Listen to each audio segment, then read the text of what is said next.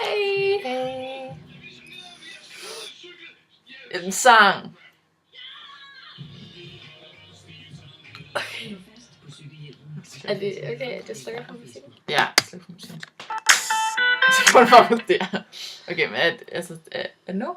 Eller skal vi starte den på ny? Nej, okay, det er nu. Hej. Det er sidste aften, jeg er i Grønland. Så det Isabella tænkte var jo, at nu skulle vi virkelig opleve noget Grønland. Ja, så vi har købt... Vil du sige det? Vi har købt øl. Øl. Okay, vi har købt... Okay, lige først skal man lige lægge mærke til de super søde øl, de har i Grønland. Små buttede øl. Altså... Ligesom grønlænderne. Det passer. Det er sjovt. Ja. Og vi har købt alt muligt sådan speciel øl, der er brygget i Grønland. Ja, for Godthåb Bryghus. Ja. Så vi tænkte bare, at vi åbner dem en og en, mens Liv hun fortæller om de ting, hun har oplevet, mens hun har været her. Så ser vi, hvordan de her smager. Skal vi tage den fræk? Ja, vi tager den frække først. Nummer kolsch. Kolsch, jeg ved ikke, kolsch. Ved du, hvad det betyder? Nej, jeg ved ikke, hvad kolsch betyder. Det betyder... Nej, jeg ved det ikke. Nå ja, jeg har lært nogle grønlandske ord jo. Jeg har lært bye, det er farvel, som på engelsk. Og så dasuk, det Dagus? dagus. Nå, det er det. Nej. Nej, okay. Du har også lært usuk. Usuk, ja, det skal vi, det betyder.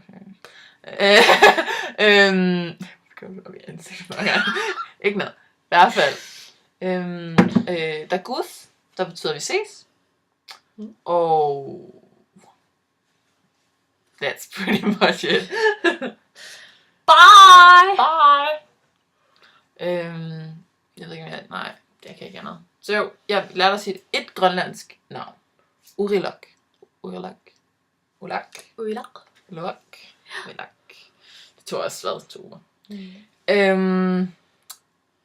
Hvad vil ellers? Nej, nu har vi åbnet øllen, så kan vi lige smage. Okay. Jeg er ikke særlig glad for øl. Men de er kolde, det er altid noget. Hvor mange procent er der ikke? Der er ingen procent af. Der er ikke noget procent i. Der står ikke noget. Så kan den ikke være grønlandsk. Jo. 5,0. Den er sådan lidt guldølagtig. 5,0. Nej, guldøllen, den har kun 5. Der er mere i den der. Der står bare ikke, hvad det er.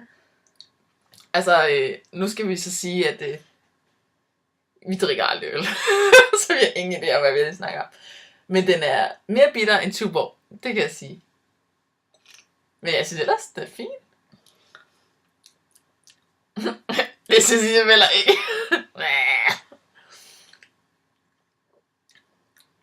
Jeg tror, jeg smagte en af de her øl i fredags. Gjorde du det? Fik du øl i fredags? Jamen, jeg fik lov til at smage en af fyrenes. Nå. Ja. Det smager faktisk okay. Men jeg var også påvirket, kan man sige. Men vi behøver ikke drikke, men jeg gør. Vi behøver ikke drikke det. Det bliver sådan en drankervideo, det her. Bare sidder Du skal fortælle alle de gode historier, der. Ja. Det er sådan... jeg synes, det er sådan... Vokser i munden. Jeg vil sige, eftersmagen er ikke... Ej, den Den er ikke så god. Vi anbefaler, skal vi vise billedet? Ja. Det er den her. Det er ligesom de der, make-up videoer. Ja, vi bruger... Favorites of September. Not that one. Not that one. Okay. Okay, vi skal have en muskelskyld. Vi skal have en muskelskyld. Muskus. Det er godt. Vil du starte den her gang? Nej. Okay.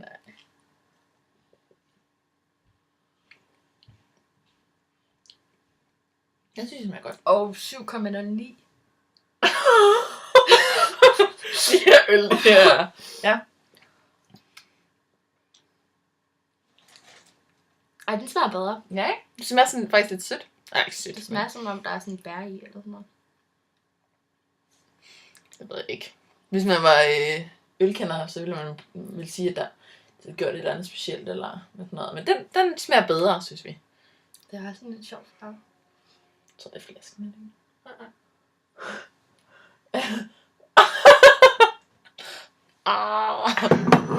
Okay. I dag var vi for eksempel på Brættet, Ja. som er sådan en butik, hvor fangerne kommer ind med deres kød, ikke? Ja, friskfanget kød, og så kølediske, og så Det er meget sådan dem op råt. på bordet, og Synes så jeg. jeg vil gerne have den der, og den der lever, og Ja. den der sælfinde, og... Så pludselig så ligger der bare sådan, når man lige kommer ind, ikke? Så ligger der bare sådan hoved og sådan noget, en lille, det er ikke en delfin, men altså... Så er det et marsvin-lignende dyr, jeg kan ikke huske, hvad den hedder. marsvinlignende dyr. Bare hovedet koldet af, Og så står- halen. og så, eller, hvad hedder det, finde? Nej, det var halen. Ja, det var halen. Det var den der, ikke? Og det var så lidt der lå der. Det imellem, det var bare væk. Dyk. Så, det var lidt okay. Og i går, der skulle vi have været på kunstmuseum. Ja. Men kunstmuseum var lukket. Det havde kun Så vi besluttede os for at være lidt kreative. Nå ja, vi lavede vores egen musikvideo. Yay! Jeg ved ikke, om den er hårdprografer. Men det tog lang tid at lave i hvert fald. Først optog vi nogle optagelser ind i Nuuk, hvor vi står og danser og synger. Hvor folk kommer forbi og sådan, Det var helt what the fuck are you doing? Vi står bare sådan, bang, bang, into my heart, you know you want it, bang, bang, over. Ja. Og der går bare folk forbi og bare tænker sådan lidt, what? Men det var sjovt. Det var okay. Lidt pinligt, men okay. Og så satte vi det sammen i går aftes. Ja, det tog sådan 3 Langt ud på natten. timer.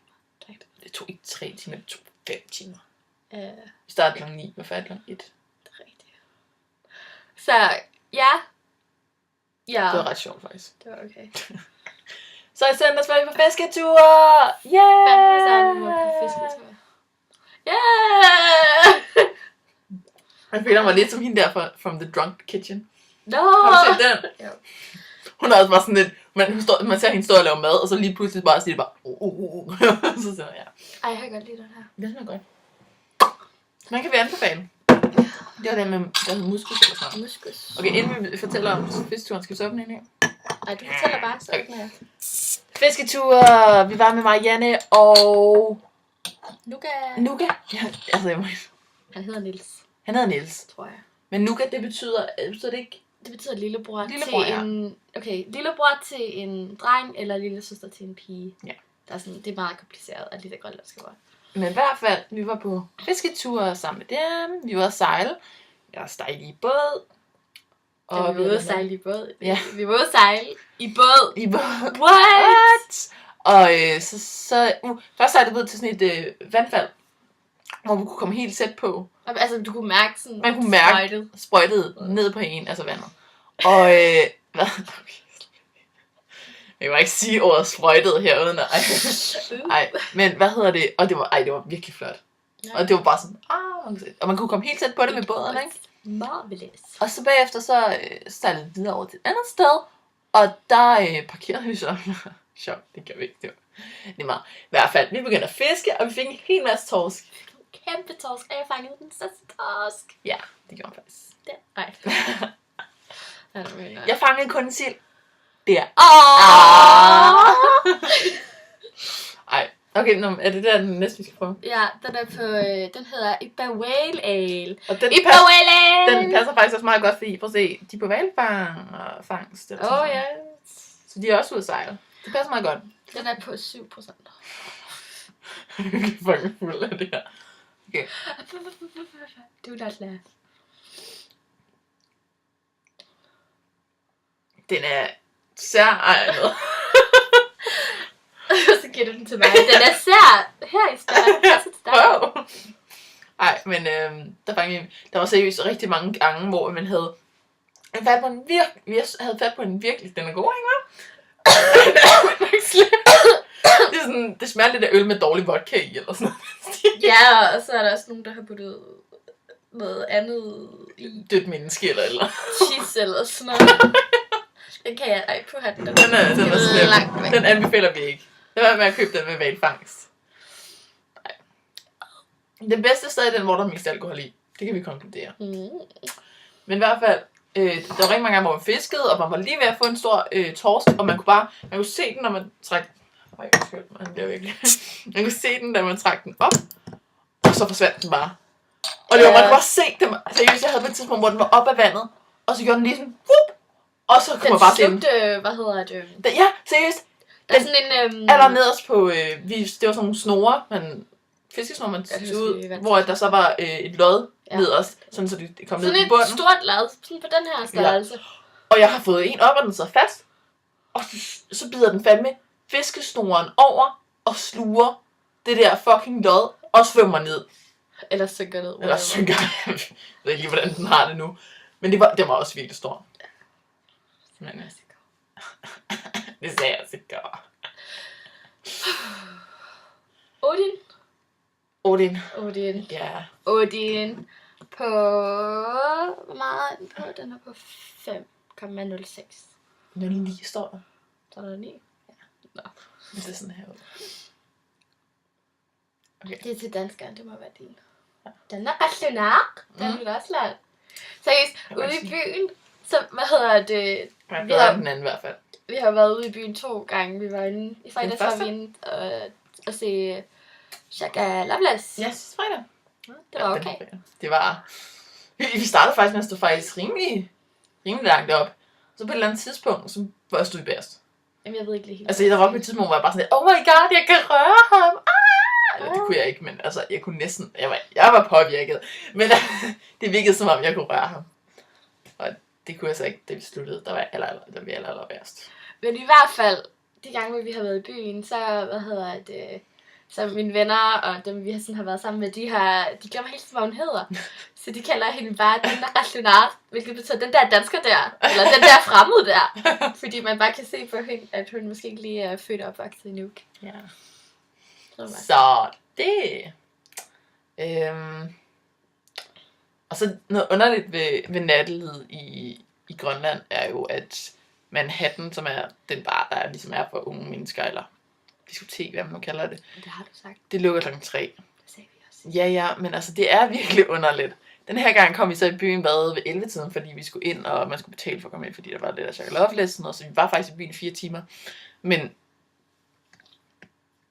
det var underligt. Og især det der med, at man skal finde efterfest bagefter. Når jeg har været i byen, vil jeg bare gerne hjem og sove. Vi tog også hjem og sove. Først tog vi ned til en efterfest, der ikke var en efterfest. Nej, det var ikke en efterfest. Det var bare fordi, vi havde ikke noget sted til hen. Så vi tog hen til Uilok. Eller vi tog faktisk hen til Nikolaj. Gjorde vi det? Det var ham, jeg ringede til. Nå, okay. Vi tog ned til hendes fætter. Ja. Jeg tror, vi var bare ned til Uilok. De bor sammen. Altså ikke sammen. Ej, det er piger en dreng, hvad kunne det her betyde? Altså, de bor i sådan... De er roommates, okay? De er roommates, ja. Skal vi åbne den sidste? Eric the Red. Jeg ved ikke, hvad... Jeg kan ikke huske, hvad vi har lavet torsdag og onsdag. Tirsdags, der var vi hjemme og spise hos din far. Det har vi fortalt om i en anden video. Nej, så vi kan... Nå ja, okay. Men tirsdag var vi nede og få grønlandsk mad, og det var lidt underligt. Og lige spiste det hele, vi sad altså bare sådan. Ja, jeg spiste valhud med spæk. Grønlandsk tyggegummi. Ja, jeg slugte det. Det er det vigtigste. Det gør man. Ja, det er meningen. Jeg slugte det, og så skulle jeg på scene. Så må hospitalet i Grønland, det er også lært. Nå, er den god eller dårlig? Den smager ikke sådan af øl. Ja, det kan både være godt eller dårligt. Og det her, det er så Erik den Røde. Eric the Red, står der. Ja, han er jo en dansk konge. Den er også rød, kan du se. Ja, hvad er det? Altså, prøv lige at se forskellen, ikke? Ja, Isabella har også lige købt en guldøl for lige at... Jeg har aldrig smagt en guldøl før, okay? Now I want to see what I get bullied about. Den er ikke okay? Den er sådan... Den er meget sød. Altså, nu ved jeg ikke... Nu skal jeg ikke være sådan en ekspert. Jeg tror faktisk, den er lidt mydeagtig. Aha. Ja. Det vil også passe godt med vikingen. Mm. Indeed. Jeg er fan. Men vi fik i hvert fald grønlandsk mad, og der var også en tørret val, og så var der også tørfisk og nogle andre. Og jeg spiste det alt sammen, og det var faktisk rigtig fint. tørfisken var bare meget tør. Altså. Kan det da? Altså, jeg tager den med flis i, okay? Mm-hmm. Mm-hmm. Hvad er ellers? Hvad fanden har vi... Jeg ved ikke, hvad vi har lavet onsdag og torsdag. Jeg tror, vi havde nogle dage midt i ugen, hvor vi sådan var lidt... onsdag og torsdag, der prøvede vi at handle, eller sådan gå ud og shoppe. Det er rigtigt. Det var det, vi prøvede. Det var det, vi gjorde 2 dage i træk. Ja, og Jeg købte tøj. Isabella købte meget tøj. Ej, jeg købte noget tøj. Ja. Hun købte for eksempel den der. Og den her. Ja, det er en masse. Og så havde jeg også set på nogle bukser og en nederdel, og de var på 70%. Bare alt muligt. For min lille biver. Oh my god. Ja. Jeg er lidt af en mærkedyr, okay? Det gør mig ikke til et dårligt menneske.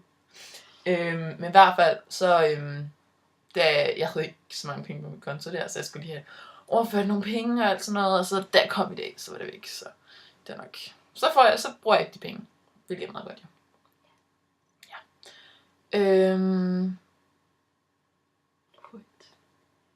Så har vi også spist frokost rigtig mange gange. Alle mulige steder. Og jeg tror faktisk, jeg har ikke spist så meget, som jeg har gjort de her uger. Jeg har virkelig spist. Sorry. Nå, men altså hver gang der har været mad, så har jeg bare været sådan lidt, hvor er jeg bare sulten. Og så bagefter har jeg været sådan lidt, måske var jeg ikke så sulten, måske var det bare god mad. Vi var faktisk ude at spise i aften. Ja. Liv, min lille søster, lillebror og jeg, fordi min mor skulle til forældre med. Så vi var de voksne. Ja. Og lad os bare sige sådan, Isabella er okay til at være voksen. Jeg sidder bare og griner af børnene. Nej, det gør hun ikke. Hun er sådan, men hvad hedder det? Vi leger jo sådan en leg, hvor der hedder Love Shack Kill. Så jeg snakker med min lille søster på 11, og jeg må bede, og bare sådan, har du nogensinde leget en leg? Ja. Ej, jeg synes det ikke, altså, man skal det være med at behandle børn, som om de er børn. Dårlig idé. De er næsten voksne, synes jeg. Ej. Ja, men her. Jeg er bare ikke så god. Ja, 0. Kom nu. Ej, sådan vil jeg aldrig. Men de ved jo godt, hvad vi snakker om. Altså, de ved jo godt, altså. Ja. Og ja. Og jeg synes bare, mig og Nana, vi connecter bare. Ja, det gør jeg også. Vi kan bare, vi er sådan væk til den der lille søster. Vi har lille søster genet. Og så da vi var ude at sejle, så lige pludselig så sidder de og skal og i hjørnet. Jo, I gjorde flere gange. Ja. Så jeg vandet, så har jeg min mobil, okay? Nå ja, det er rigtigt. Det er fordi, at hun fortalte om sådan noget på lejetur på et eller andet steder, vi sejlede forbi. Hvor jeg så. Men jeg gad ikke høre, om vi spiller lejetur.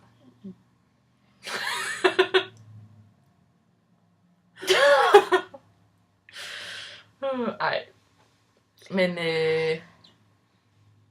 nå ja, der vi var ude at sejle, der fik vi også lov til at prøve at filetere en torsk.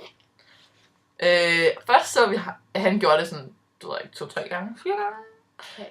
I hvert fald, så tænker jeg, ved du hvad, det ser svært ud. Hvad nu med, at vi først, Isabella gør det, og får det til at se rigtig svært ud. Så kan jeg bagefter gøre det rigtig langsomt, og få det til at se ud, så jeg kan finde ud af det. Og det gjorde vi så. Og vil du forklare, hvordan din fremgangsmåde var? Jeg kan ikke finde ud af det her. Lad mig bare få det overstået. Og det gjorde hun også. Da hun prøvede at tage en filet af, så var han sådan lidt, nej, lad os smide resten ud. Den er ødelagt. Og jeg fik faktisk 2 fileter ud. Men det tog så også 10 minutter. 5. Nej, det var kun den ene side, vi optog. Okay. Det tog også kun den 2,5 jo. Ja. Så 5 tænker jeg. Nej. Men det var svært. Du kan selv drikke noget mere. Ej, jeg kan faktisk godt lide den her. Jeg er faktisk lidt overrasket. Så må det være den øl, du drikker.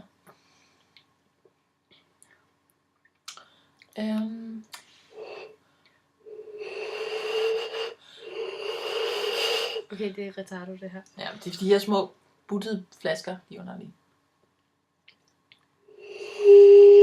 Men i hvert fald, så ja.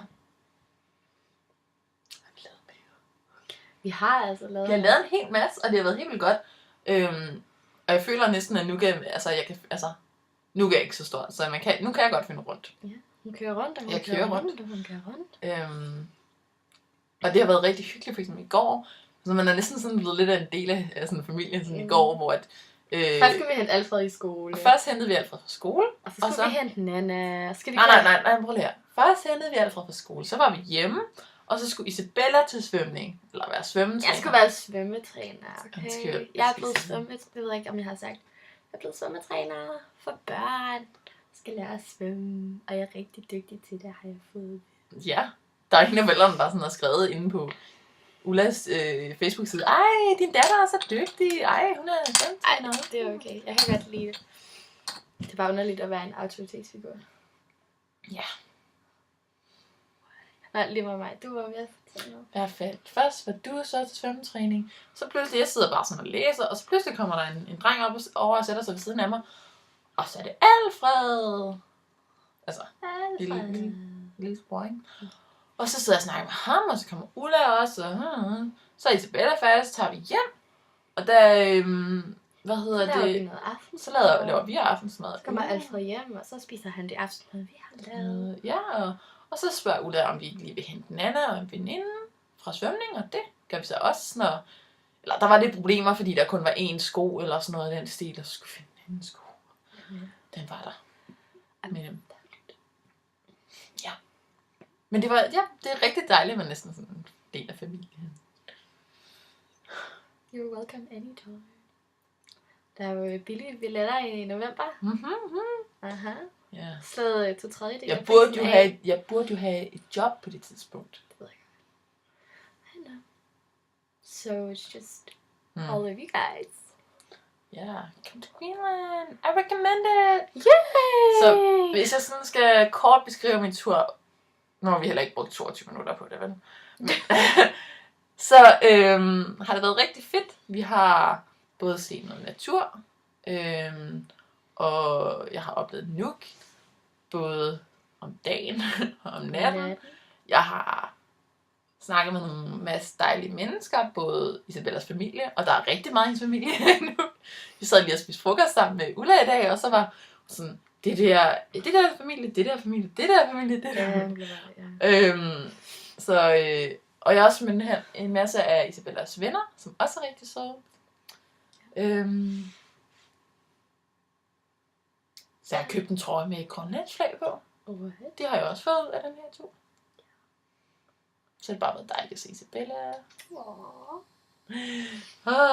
Det er sådan lidt underligt, at man har gået 3 år op og ned af hinanden, og der skulle man ikke gøre noget for at se hinanden. Og så lige pludselig, så skal man bare arbejde for det. Jeg spørger underligt bare sådan at have dig her, fordi du hører til i Danmark, og så kommer hun her, og så er bare sådan... Det var det eneste, Isabella kunne sige de første 2 dage. Det var sådan lidt, du passer slet ikke ind, Liv. Det er sådan, du er i Grønland med mig. Jeg var bare rigtig glad, okay? Altså, jeg må godt være glad. Ja. Jeg har også været rigtig glad for at være her. Jeg er så glad for, at det blev til noget. At det ikke bare blev sådan et tomt løfte. Hvis man kan sige det sådan. Ja. Fordi at det kan det, altså, nu skal jeg ikke sådan sige noget, men jeg skulle også rigtig have været på Interrail her til sommer. Det blev jo ikke rigtig til noget. Jeg skulle også have været til Grækenland. Det blev ikke til noget, der skulle være noget andet. Og sådan, altså, så jeg var rigtig glad for, at jeg kom op og besøgte Isabella i Grønland. Jeg er glad for, at jeg er en prioritet. It's nice. Really, really nice. Det har været så godt. Vi brugte også rigtig mange dage, fordi at på et tidspunkt, ikke, så var vi sådan lidt, skal vi ikke bare ligge herned og se Black is the New Orange, og så flyttede vi... Nej, det var ikke noget sagt. Orange is the New Black. Black is the New Orange. Det var nogle klamme appelsiner. I hvert fald, så rykkede vi min seng, der står her over ved siden af Isabellas, og så lå vi bare sådan herovre. Og så lå vi der i 3 dage, og bare lå... Okay, okay. Vi satte sengen over, så noget fjernsyn, stod op af sengen, gik op og fik noget mad og sådan noget, og så lå vi i sengen bære, og så når vi sov, så sov jeg ved siden af. Så blev hun lidt træt af at bryde kriminelle og sådan noget. Men... Det har jeg ikke sagt. Nej. Det var fordi, at jeg kan ikke sove om natten, så jeg er gået og ryger en gang imellem, og så skal jeg sådan kravle over liv. Det havde jeg faktisk ikke tænkt over.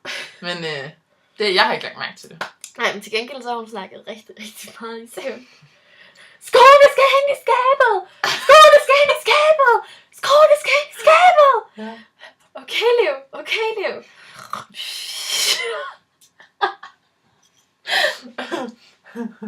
I'm sorry. Ja. Hvad kan jeg sige? Skoene skulle hænge i skabet. Det skulle lige bare. Ej, jeg har faktisk snakket Isabella også lidt i søvn i dag. Fordi hun sov lidt længe, fordi hun ikke gik i seng i går. Og det var, jeg hørte det faktisk. Først så sagde hun et eller andet, og så var sådan lidt, hvad siger du, Isabella? Og så kunne jeg så sige, hun sov. Og så var hun bare sådan, ja. Det er løgn, det er Det rigtigt. er ikke løgn. Og jeg var lige ved at tage fat i min bil og optage det, men så holdt du op. Så. Aldrig hørt mig selv sige i søvn. Det er der ikke rigtig nogen, der har. Ej, det er sådan lidt creepy at begynde at optage folk, der sover. Ej, undskyld, jeg sidder bare og bøvser. Jeg var ikke begyndt at drikke så meget øl en gang. Så en gang svarede du, eller for der var virkelig drukket svaret. Jeg tror, jeg har drukket en øl til sammen. Tror du? Det tror jeg sgu. Jeg har også drukket sådan en op på dag. Ej, det er ikke en øl, det er en halv øl. Ej, hvor du sexet.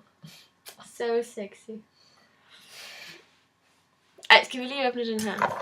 Okay. Der står Tuborg Classic Gold. Ja. Skal drikkes afkølet med respekt. Nudar, hvilket betyder ny. Så det er en ny øl, det er ikke en gammel øl. Så Oh lækkert. okay. Mm. Jeg fatter ikke, at jeg gør det her.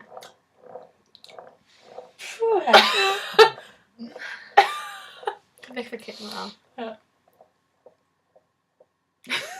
Den drikker det med næsen. Ja. Det er sådan en grønlænder, gør det. Ej, Marianne. Ullas veninde, som vi var ude at sejle med. Hun var fantastisk til at snakke dansk med en grønlandsk accent. Ej, det var så... Det var så sjovt. Jeg vil ikke engang prøve at gøre det. Hvordan er guldøllen? Lever den op til forventningerne? Det smager bare af en miljø. Godt. Gør det ikke? Det var noget forkert at sige, åbenbart.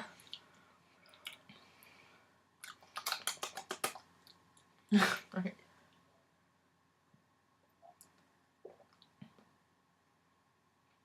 Jeg synes ikke, det er sådan...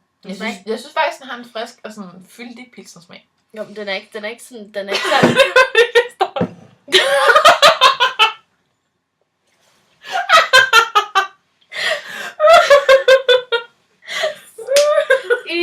Sjovt.